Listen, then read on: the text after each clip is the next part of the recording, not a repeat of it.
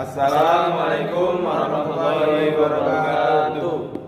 Kami dari kelompok 6 akan mempresentasikan tentang perekonomian terbuka dan tertutup. Saya Muhammad Aris Al-Asyari. Saya Bari Kusuma. Saya Saiful Jali. Saya Sylvia.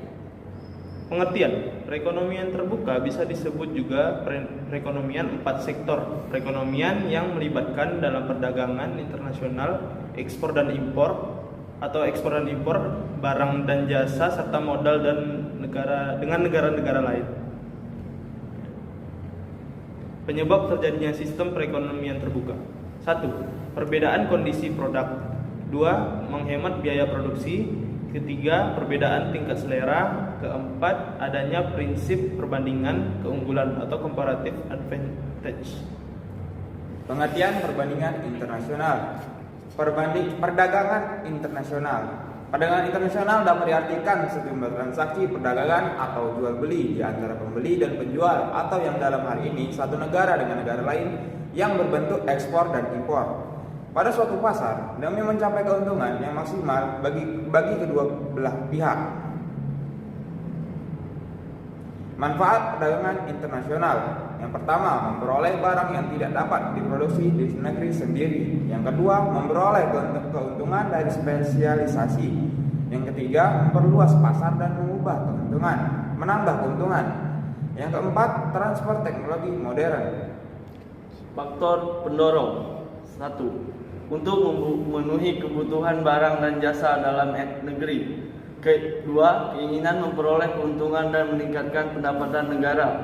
Ketiga, adanya perbedaan kemampuan pengusahaan, ilmu pengetahuan dan teknologi dalam mengelola sumber daya ekonomi. Yang keempat, adanya kelebihan produk dalam negeri sehingga perlu pasar baru untuk menjual produk tersebut.